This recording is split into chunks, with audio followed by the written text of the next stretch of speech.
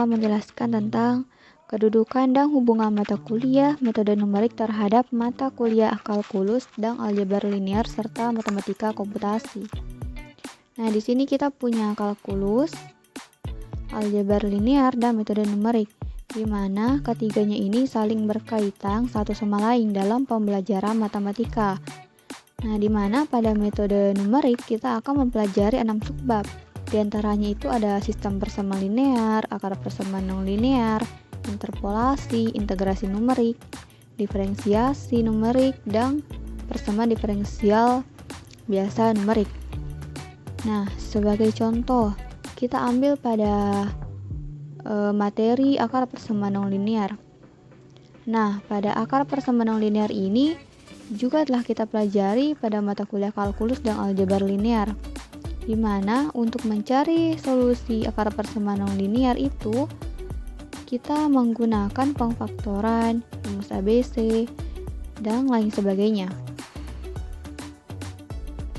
Nah, ada kalanya kita mendapatkan kasus di mana bentuk akar persamaan non-linear itu berpangkat 5, 6, atau bahkan lebih, dan bentuknya itu misalkan ada desimal. Nah, dan pastinya jika kita kerjakan secara analitik, artinya kita akan menggunakan rumus-rumus yang ada, dan pengerjaannya tentunya akan memakan waktu yang lama.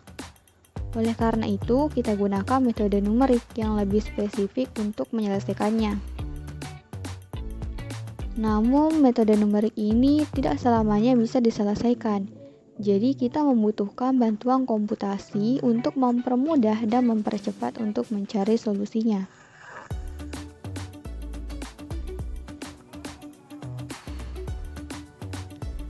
Nah, terlebih dahulu, kita juga butuh mengetahui apa sih itu metode numerik dan apa manfaatnya. Jadi, metode numerik ini adalah teknik yang digunakan untuk memformulasikan persoalan matematika sehingga dapat dipecahkan dengan operasi perhitungan atau aritmatika biasa, seperti tambah, kurang, kali, dan bagi.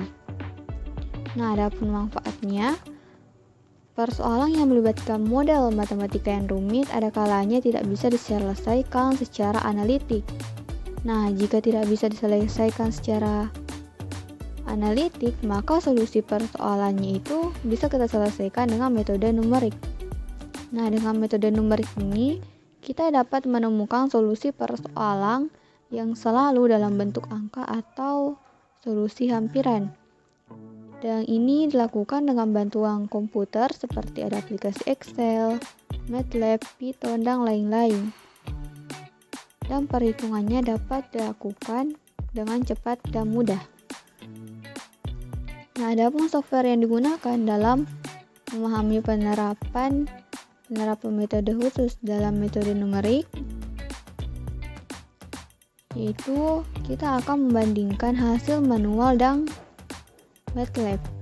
Nah, jika kasusnya rumit, maka kita menggunakan aplikasi MATLAB dan Excel untuk menemukan solusi dengan mudah dan cepat.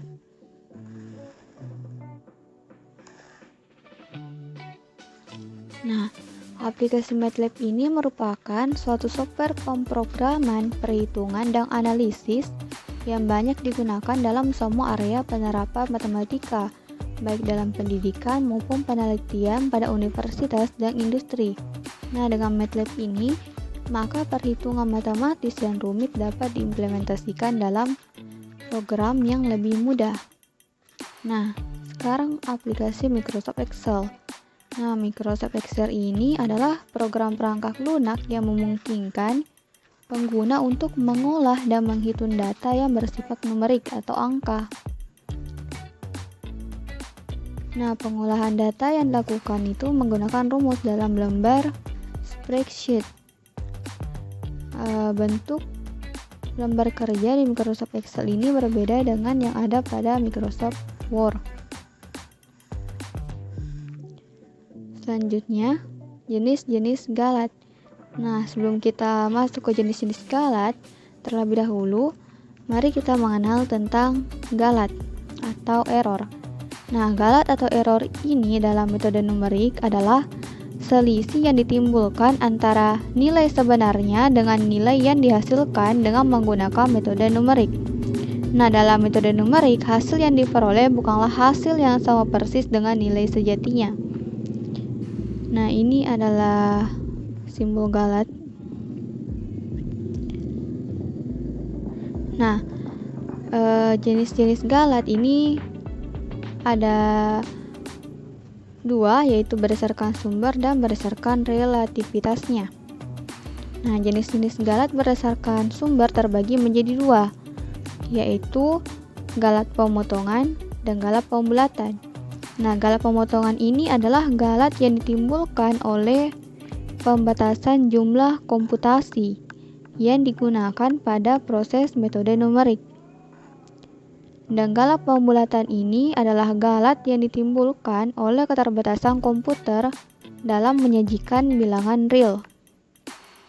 Nah, jenis selanjutnya yaitu jenis-jenis galat berdasarkan relativitasnya. Ada dua juga, yaitu galat mutlak dan galat relatif. Galat mutlak ini digunakan untuk memperlihatkan bahwa solusi dari galat itu selalu positif. Dan galat relatif ini terbagi lagi menjadi dua, yaitu galat relatif hampiran dan galat relatif sejati.